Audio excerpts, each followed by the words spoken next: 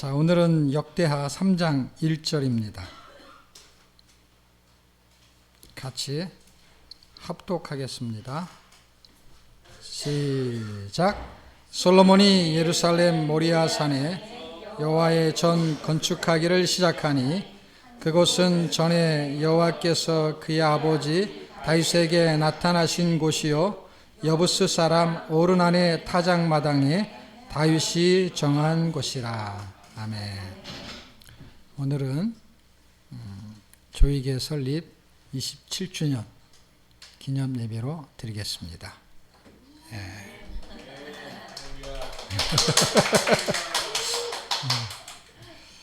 자, 하나님이 27주년에 맞춰서 본문을 허락하신 게 역대하를 가지고 기념 예배를 드리게 하시는 것 같습니다. 우리가 지난주에 역대상을 살펴봤습니다. 역대상하고 역대하는 이제 같은 한 권의 책을 둘로 나눠 놓은 것뿐입니다.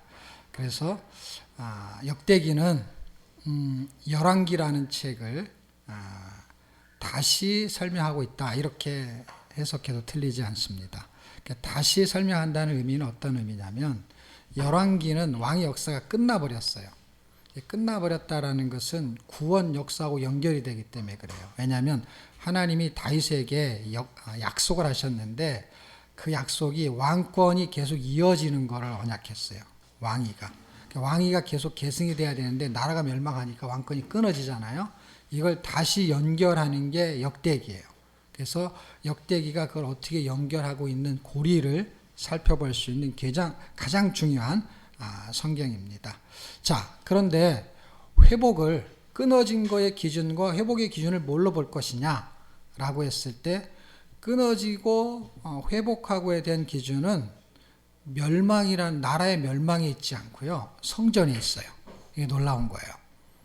나라가 멸망해도요, 그 명백을 유지할 수 있는 게 남아있으면 나중에 회복이 되거든요. 무슨 얘기냐면, 뭔가의 씨앗이 자라갖고 막 열매가 올라오는데 이것을 싹을 잘라버려요. 그래갖고 보니까 아무것도 이파리 나오지 않아요. 그런데 그 뿌리가 남아있으면은요, 나중에는요, 다시 올라오거든요. 그러니까 뭘 남겨놓으셨냐면은 뿌리를 남겨놓은 거예요. 뿌리째 뽑히면 멸망이고 뿌리를 남겨놓은 거예요. 그래서 한 싹씩 나오게 하는 거예요. 그래서 눈에 보이는 거는 나라가 없어졌어요. 멸망이에요. 근데 뭐가 남아있냐면은 그 씨가 남아있어요. 씨가. 놀랍죠? 그 씨. 이사야서는 그 씨를 이야기하는데 그 씨가 남아있습니다. 그 씨. 그래서 그 씨에 대한 걸 눈에 보이는 것으로 설명을 해야 돼. 이스라엘 백성한테. 눈에 보이는 게 뭔가 봤더니 그게 성전이에요. 성전. 성전이 무너지면 멸망이에요. 그런데 그 성전의 씨가 살아있다라는 걸 확인하려면 어떻게 되냐면, 다시 재건되면 씨가 아직 남아있구나라는 걸 보여주는 거예요. 그래서 역대기 맨 마지막에는 성전이 건축되어지는 연결고리인 에스라, 니에미야, 에스더, 다시 말하면 성전 건축이 이루어지는 세 권의 책의 맨 앞에 있는 에스라서, 다시 말하면 1차로 기한하는 그 에스라가 쓴 에스라서에 수르바벨이 등장하거든요. 그 1차 기환의 내용이 에스라서에 기록이 되어 있는데, 우리가 잘 알다시피 36장으로 역대기가 끝납니다. 그래서 36장을 한번 볼게요. 연결을 시키고 있다는 게 굉장히 중요해요. 역대기는 단순하게 제사상적 관점에서 신명기사적인 관점으로 기록된 역대기를 다시 기록한다라고 하면은 50%밖에 맞지 않아요. 다시 기록하는 것이 아니라 다시 기록하는 건 맞는데, 목적은 다시 그냥 자기 편한 대로 쓰는 게 아니고 이게 회복에다 초점을 맞추는 거고, 회복의 초점은 포로의 기환이 아니고 성전 건축이에요. 그러니까 건축하러 오지 않는 기환은 그거는 아무 의미가 없는 기환이에요. 그것은 회복이 아닌 기환이에요. 회복을 보는 거는 기환이 아니고 기환의 목적이 회복이에요. 그 목적이 뭐예요? 성전 건축인 거예요. 그래서 22절과 23절에 있는 그 이야기가 고레스가 등장하고 에스라서 바로 옆에 에스라서죠. 에스라서 1장 1절과 2절이 지금 역대기 하 36장 22절과 23절에 있는 이야기를 중복시켜 놨어요. 바보가 아닌 이상에는 이렇게 쓸 필요가 없거든요. 그냥 쓰면 되는데 왜 그걸 똑같은 거를 바로 옆에다 붙여놨을까요? 그것은 역대상하가 에스라하고 연결시키고 있다라는 것을 암시하고 있는 것입니다. 그러니까 성전을 건축하는 것으로 역대기를 다시 쓰고 있는 거예요. 열왕기를 다시 쓰는 게 아니라 사실은 회복을 다시 쓰고 있는 거예요. 그러다 보니까 역사를 연결하다 보니까 열왕기의 내용이 중첩될 수밖에 없는 것이고 그 이전의 이야기도 써야 되니까 열왕기 상하의 이야기만 있는 게 아니라 사무엘 상하 그 다음에 그 이전의 이야기도 있어야 되니까 그 이전의 이야기는 전부 다 족보로 연결을 시키고 있는 것입니다. 그래서 역대상에서는 1장에서 9장까지는 창세기의 내용서부터 연결하고 있는 거예요. 그러니까 역대기는 사실은 열왕기의 이야기가 아니에요. 역대기는 이스라엘 전 역사에 대한 이야기를 담아내고 있는 거예요. 창세기서부터 아담서부터 쫙 글을 쓰고 있는 거예요. 그리고 어디까지? 포로에서 귀환하는 그 에스라 같은 사람, 모세 율법에 정통한 학자가 에스라예요. 그러니까 구약에 정통한 학자가 지금 이스라엘의 구원 역사를 쓰고 있는 거예요. 역대기는 구원 역사를 쓰고 있는 건데 그 구원 역사가 예수님이 없잖아요, 이름이. 그래서 성전으로 설명을 하고 있는 것이고 성전이 곧 예수님이라는 거를 이미 다 알고 있어요. 모세도 알고 있고 아는 사람은 다 알아요. 누구만 모르냐? 모르는 사람만 모르는 거예요. 이게 지금 그리스도에 대한 비밀을 설명하고 있다라는 것입니다. 자, 아주 초점은 간단해요. 지금 초점을 제가 얘기했겠고 지난주에 우리가 역대상을 가지고 열왕기 상하 이런 얘기를 전부 다 했기 때문에 사실 구조를 살펴볼 것이 없어요. 왜냐하면 이 구조도 아주 간단해요. 1장에서 10장까지 딱 끊을 수가 있고 1장에서 9장까지 끊고 10장을 중간에 낑길 수도 있어요. 그래서 3개의 구조를 잡을 거냐 2개를 잡을 거냐 그 차이점만 있는데 어쨌든 9장까지의 이야기는 솔로몬 성전에 대한 이야기고 그럼 당연히 둘로 나눠지겠죠. 나라가 나눠지는데 남쪽의 이야기만 해야 되니까 제가 지난번에 설명할 때 역대상에서 이제 다윗으로 연결하는데 잠깐 사울이 나오잖아요. 몇 장에 나와요?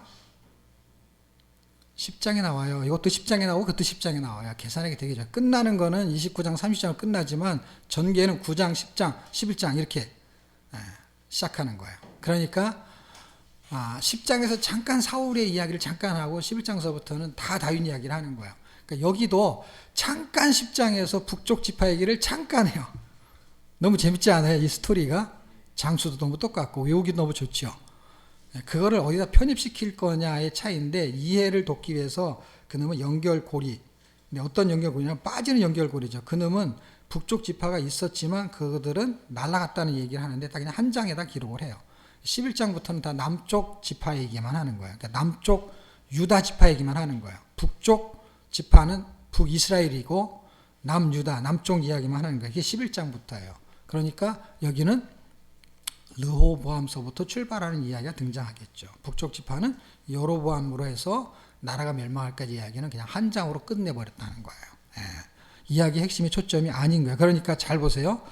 사무엘상하, 열왕기상하를 중복되게 역대기가 기록한 건 분명히 맞아요. 근데 잘 보십시오. 사울의 이야기가 전부 다 날아갔어요. 그러니까 사무엘상의 이야기가 거의 다 날아간 거예요. 이해가 돼요?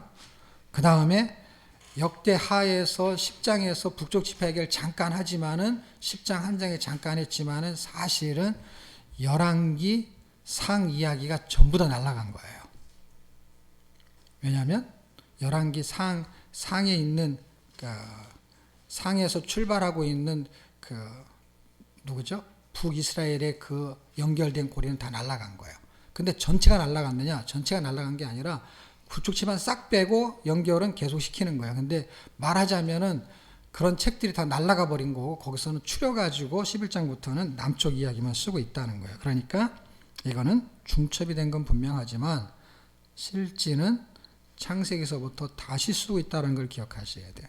창세기서부터 뭘 쓰고 있느냐? 하나님의 구원 역사가 어떻게 흘러가는지를 쓰는데 구원 자체의 초점을 어디다 잡냐? 인물에다 잡은 게 아니고 어디다 잡는다고요? 성자로 시작하는데 성전으로 시작한다는 거예요. 근데 오늘 우리가 창립주의를 맞이했는데 어떻게 하다 보니까 역대하를 하게 됐어요. 아이고 뭐 어떻게 해가지고 그럼 에스라서에 나오면 어떡하려고 그랬어요, 목사님? 에스라서에서도 얼마든지 할 수 있어요.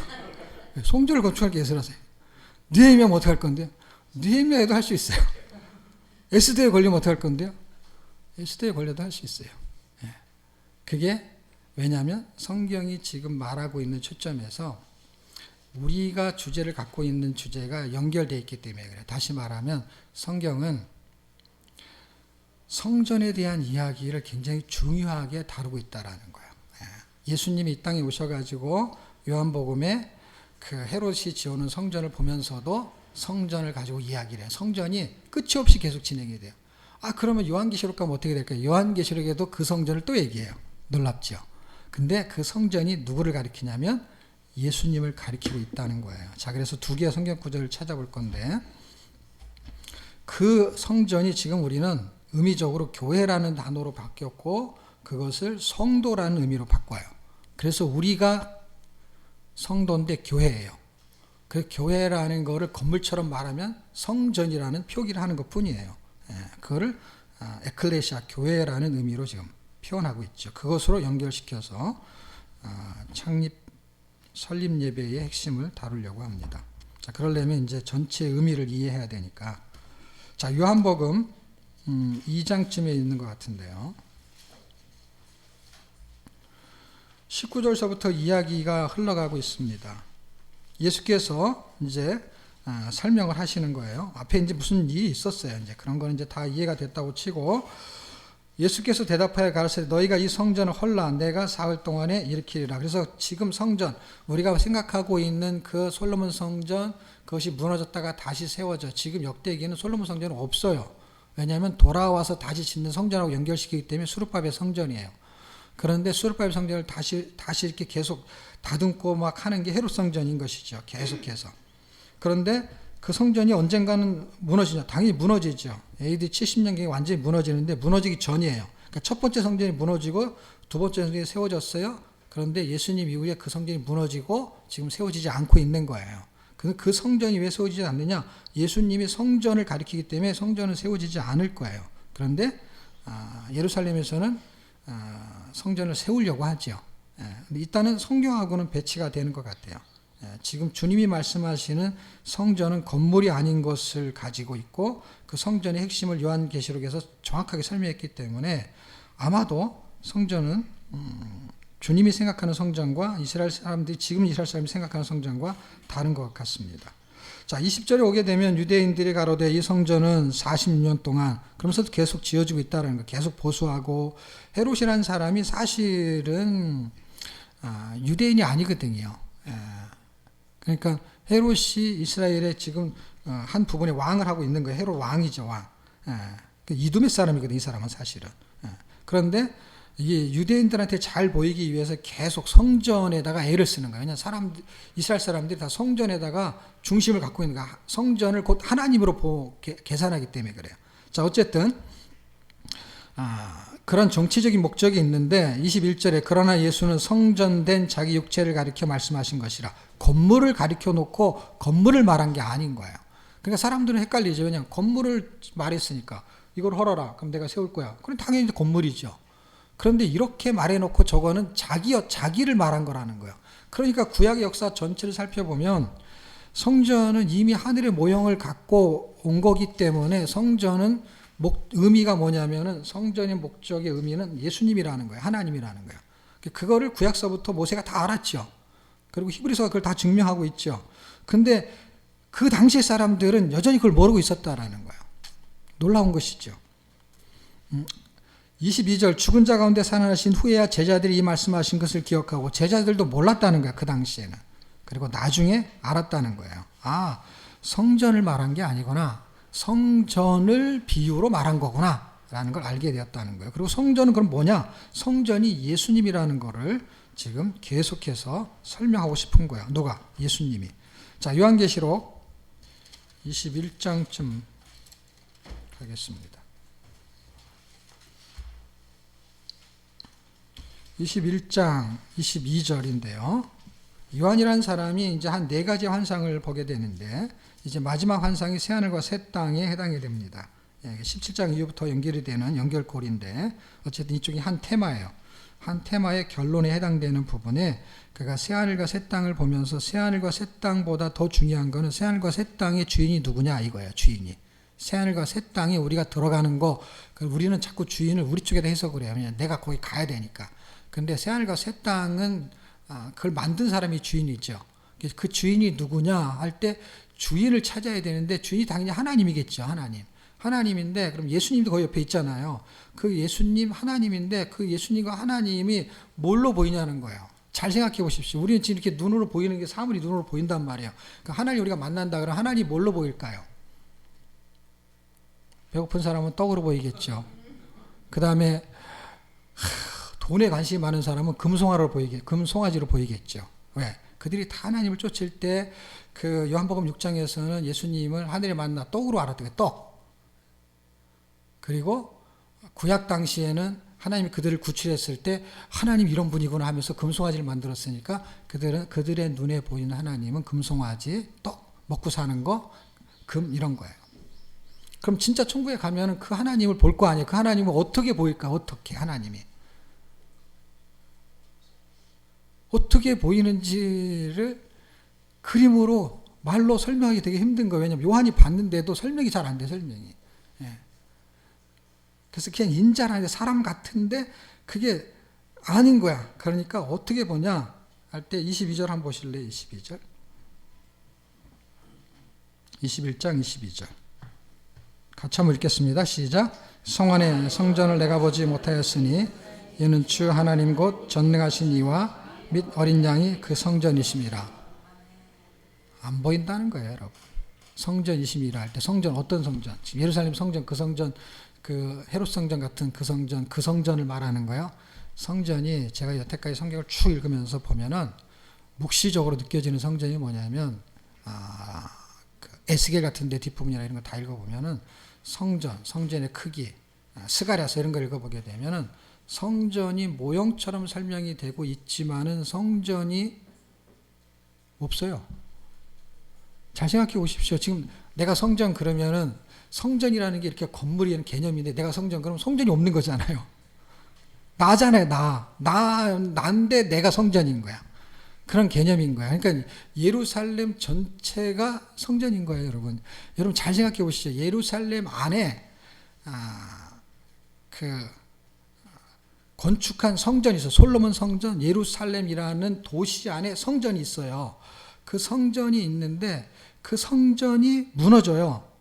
그리고 내가 이 성전이 너무 지저분해갖고 내가 여기서 살 수가 없다. 그래갖고 내가 여기 못 살겠다. 내가 단대로 이사 가야 되겠다. 그러면서 그 성전을 헐어버리는데, 그 성전을 헐어버리면서 자기가 다 임시 성소를 만들겠대. 구약에 있는 얘기예요. 에스겔에 써 있어요. 내가 다시 성소를 만들겠다. 이 건물 성전이 아니에요. 이건 모형인데, 내가 성전이 너희들의 성전이 되겠다. 그러면서 뭐라 그러냐면 내가 너희의 성전이야. 이 말을 하고 있었어요.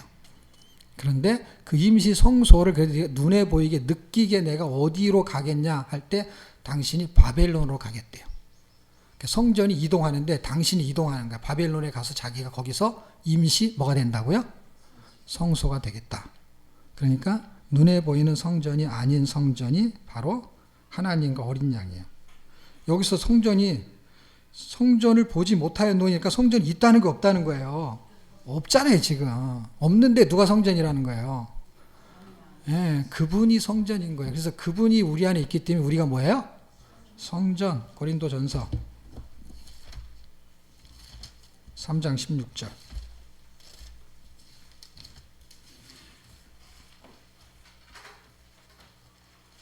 자, 우리가 설립 27주년 예배를 드리면서 성전 얘기를 왜 자꾸 하느냐? 성전을 이해하면은 교회 설립의 의미를 이해할 수 있는 거예요. 교회는 여기 있고 건물이 중요하냐? 중요하죠. 모여야 되니까, 어딘가에. 모이기를 원했으니까.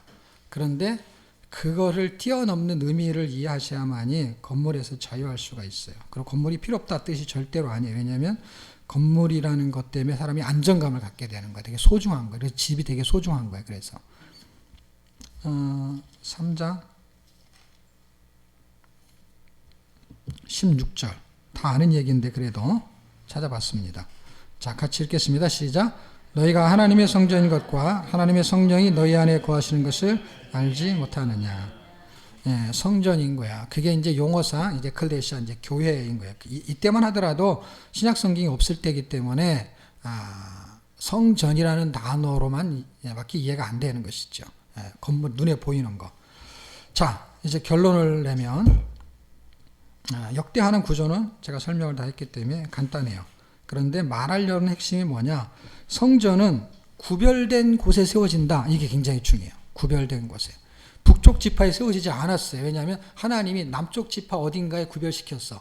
근데 어떻게 해서 남쪽 지파인지? 아니, 그게 아니라 원래 위치가 남쪽 지파가 아니고 어딘가에 구별시켰는데 선을 딱 그다 보니까 거기가 남쪽 지파에 속하게 된 거야. 그러니까 남쪽 지파가 속해야 됐다는 거 뭔지 아십니까? 남쪽 지파들 구별시켰다는 거예요. 이해가 잘 됐으면 좋겠는데, 기준은 성전인데 선을 거기다 거버리는 거야. 왜냐? 유다 지파를 선택을 해야 되는데, 그러면 그걸 다 계산했느냐? 하나님은 다 계산했겠지. 왜냐하면 땅 분배를 할 때 유다 지파를 거기 쪽에 배치를 했으니까. 땅 분배를요, 말이 제비를 뽑았죠. 사실은 하나님이 다 찍어놨어. 그 찍어놨기 때문에 그 찍어놓은 게 마음에 안 들었던 지파가 하나 있었어. 누군지 아세요? 한 글자 지파. 네, 단지파가 아주 마음에 안 들었어. 그래서 돌아다니는 게 그 단지파예요. 네, 찍어놓은 지파, 찍어놓은 그 곳에가 블레셋 사람들이 살다 보니까 그걸 다 낼 재간이 없는 거야. 믿음이 없는 것으로 해석이 되는데 어쨌든 그래서 그들이 라기스로 이제 올라갔던 것이죠. 하나님이 구별시켰다는 걸 정확하게 기억하셔야 돼요. 성전. 그게 무슨 얘기예요? 하나님은 나를 구별시켰다. 조이교회 설립 27주년을 통해서 이 교회를 말하면 안 되는 거예요. 이 교회에 출석한 여러분들을 이야기해야 돼. 왜? 우리는 담임 목사님 자기가 개척했고 여기다가 막 집을 팔아가지고 이 돈을 들이고 시간을 들이고 거기다 땀을 흘린 그런 애쓴 게 있잖아요. 그것이 많은 사람일수록 거기에 초점이 가게 돼 있어. 헌금을 많이 했다든지 누가 그냥 개인이라 하더라도 성도라 하더라도 그럼 얼마나 애착이 가겠어요. 그런데 하나님은 그게 그냥 다 없어질 물건에 불과한 거야. 그런데 거기에 출석하는 사람이 진짜 성전인 거야. 하나님한테 볼 때는. 왜냐? 안 없어지니까. 그거는. 죽어도 아까 말한 대로 다시 회복이 되잖아. 영원히 살잖아요. 근데 이거는 아무리 크게 짓고 주차장이 좋고 뭐 수영장이 있고 그게 무슨 의미가 있어요? 왜냐하면 없어지잖아. 설립 27주년의 횟수도 별로 중요하지 않아요. 왜? 언젠가 없어지잖아. 그게 끊어지잖아. 270년 갈 수도 있고 2700년 갈 수도 있겠지. 누군가 계속 대를 이어서. 그래도 없어지잖아. 근데 우리는 절대로 안 없어지잖아. 27주년보다 더 중요한 건 뭐예요? 우리가 교회라는 거예요. 그게 소속돼 있다는 것 뿐이지. 그건 없어져도 난 없어지지 않는 것이죠. 나를 구별시켰다라는 거예요. 이게 굉장히 중요한 거니까. 그러니까 이 교회를 설립한 그 기념 예배를 통해서 내가 이 교회가 주인이 아니라 교회에서 오래 이런 거 할 때 뭐 하는 줄 아세요? 교회 그 성전 건축할 때 헌금한 사람 공로패 주고 막 그러잖아요. 사람한테. 그런 짓을 왜 하는지 모르겠어요. 그런 교회를 기념하는 거야. 교회를. 건물을 기념하는 거야. 그게 잘못됐다고 볼 수는 없어요. 근데 주어가 바뀌는 거야. 주어가. 그거는 이제 할 수 있죠.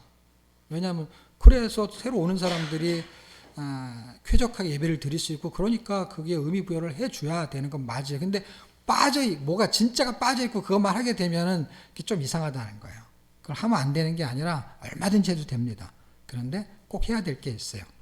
하나님이 나를 구별시켜서 그리고 그 하나님이 내 안에 계시구나. 이거를 우리가 기념해야 되는 것입니다. 그래서 성경 구절 하나만 읽고 마치려고 합니다.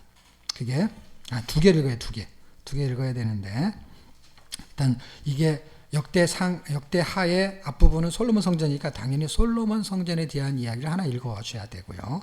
그 뒷부분에 있는 11장부터 계속 30장에 가는 이야기는 뭡니까? 그거는 계속 성전은 계속 개혁되어진다는 걸 기억하셔야 돼요. 개혁되어진다. 그래서 개혁이 굉장히 중요해요. 그럼 이걸 어떻게 해석할 수 있습니까? 역대하의 앞부분의 이야기는 성전이 건축된다는 건 하나님이 나를 구별시켜서 나를 구원하셨다라는 것으로 의미 해석을 해야 돼. 그리고 구원을 받았어 이제. 그러면서 11장서부터 계속 되는 거 완전한 성전이 건축되기 전까지 새하늘과 새 땅 그때까지 내가 뭐가 되냐면 성화되는 걸 기억이라고 보는 거예요. 그래서 역대하의 전반부는 구원을 성전으로 설명하는 거고 개혁은 성화 개혁되어지는 거로 설명하는 거예요. 그래서 왕들이 계속 개혁을 하는 거예요. 개혁을.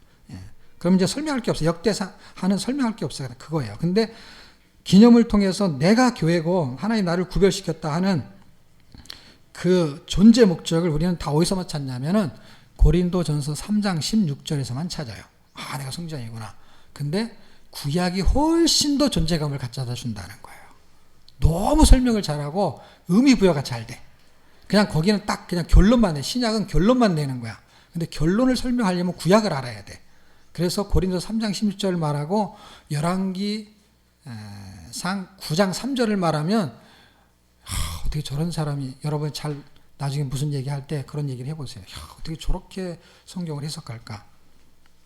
여러분이 나중에 이제 어느 교회 기념예배 축사 같은 거 할 때 두 개의 성경 구절을 잘 하기만 하면 훌륭한 축사를 하는 사람이 될 겁니다.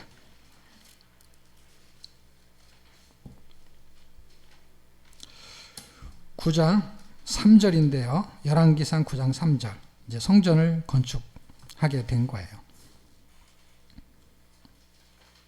찾았나요?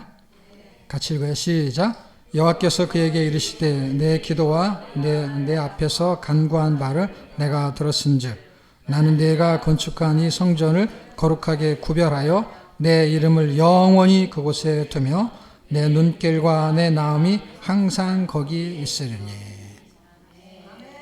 어디예요? 성전을 거룩히 구별하여. 그래서 오늘 제목이 뭐예요? 하나님의 구별. 그게 성전이에요. 하나님이 구별하신 거예요. 성전을. 그 성전에는 뭐가 있어야 성전인 거예요? 성전의 구성 요소가 십자가, 그 다음에 강대상. 제가 없을 때 그 관청에서 이게 교회로 지금 운영이 되는지를 확인하려고 뭐 사진을 찍어갔대요. 그러면서 쳐다보는 게 뭔지 아세요? 십자가가 어디 걸렸다고. 십자가 걸렸으면 교회인 거야. 십자가 안 걸어도 교회예요. 그 사람들은 확인할 수가 없는 거야. 그러니까 형식적으로 교회를 다니는 사람들은 눈에 보이는 게 교회인 거야. 그런데 지금 성경이 말하는 교회, 성전은 3요소가 있어야 돼.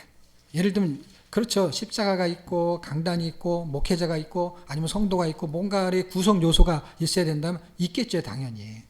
간판이 있고 뭐 이런 거. 그런데 본질적으로 성전이라고 하려 그러면 그걸 있어도 그냥 건물만 갖다 놓을 수 있잖아요. 그러니까 하나님이 말하는 진짜 성전의 3요소가 있어요. 그게 9장 3절에 써 있습니다. 찾아보세요. 그 세 가지. 그게 나한테 있는 거야. 나한테 있으면 내가 성전인 거야. 그게 있으면. 내가 교회를 다니면 그냥 교인이야. 근데 그게 있으면 성도야. 그게 있으면 성전이야. 그게 있으면 교회야. 그 세 가지가 있으면. 그 세 가지가 없으면 그냥 등록 교인이야. 출석 교인이야. 근데 그게 세 가지가 있어야만이 하나님의 성령이 너에 거하시는 그 성전을 말하는 거야. 그랬을 때 이 세 가지가 있어야 돼. 고린도전서 3장 16절은 절대로 설명하지 못해. 뭐죠? 그 세 가지? 하나님의 이름, 눈, 마음. 하나님의 마음이 나를 주장해야 돼. 이게 새 언약 때문에 교회가 구별이 된 거예요. 그 새 언약이 얼마나 놀라우냐면 마음이라는 거, 마음. 그래서 제가 잠깐만 읽어드릴게요. 에레미야 31장 31절 33절 읽으시면 돼요. 31절에 내가 이스라엘과 유다 집에 새 언약을 맺으리니 33절 그러나 그날 후에 내가 이스라엘과 맺을 언약은 이러하니 언약이야, 언약.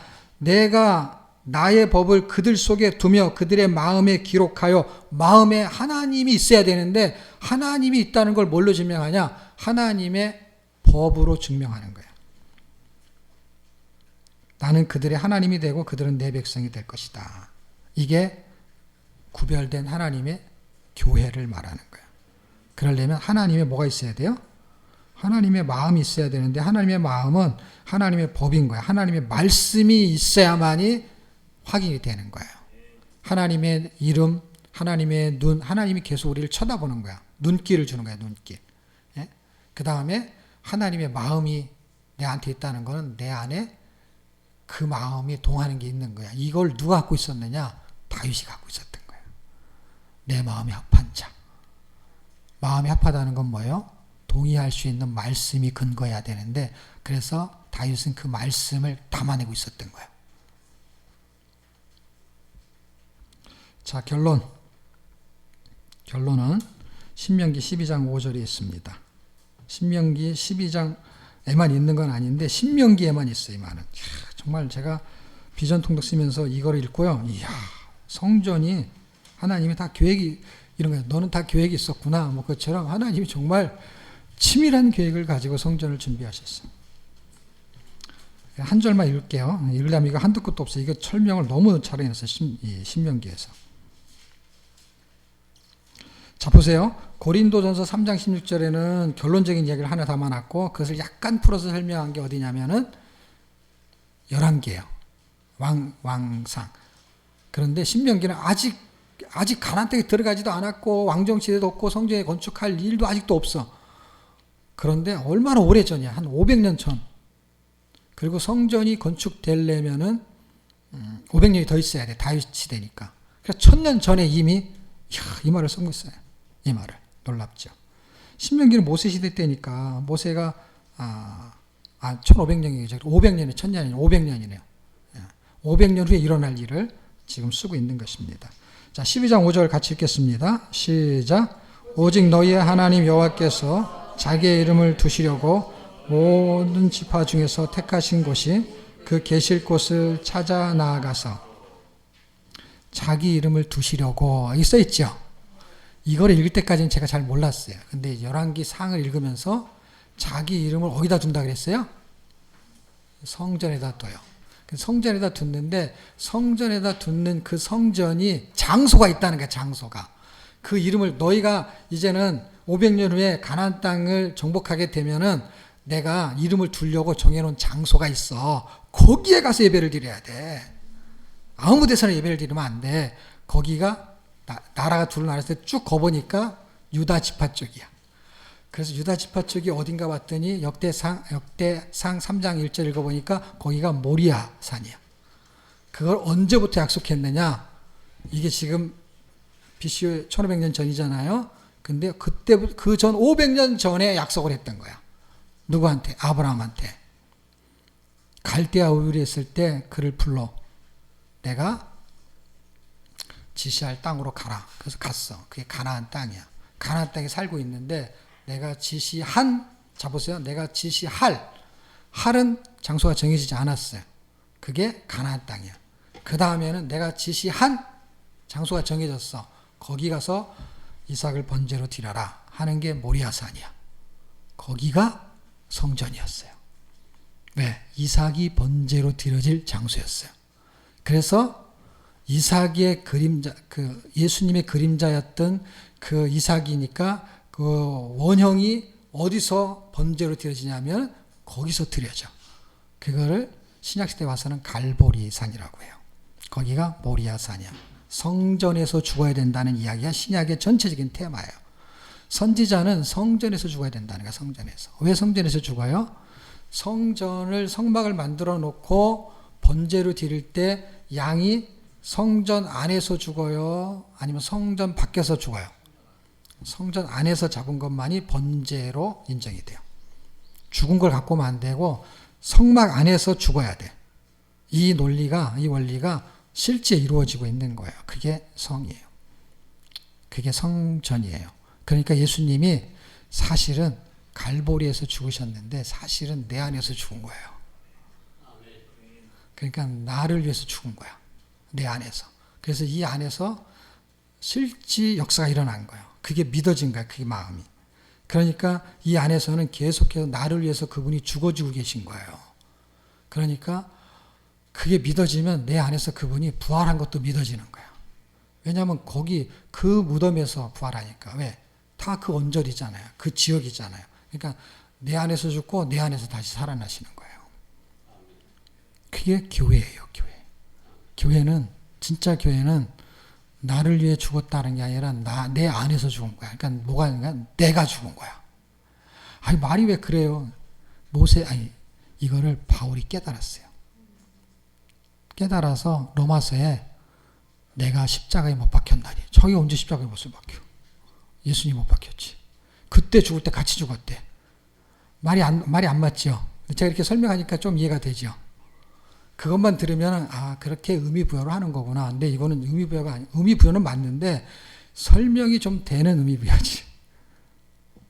내가 죽은 거에 같이. 그리고 세례 침례를 말하면서 물속에서 다시 올라오실세라고 말하죠. 다시 살아날 때 그분과 함께 살았다 그래. 우리가 3일 동안 죽은 적도 없는데 어떻게 같이 살아? 그러니까 지금 내 안에서 일어나고 있는 거예요.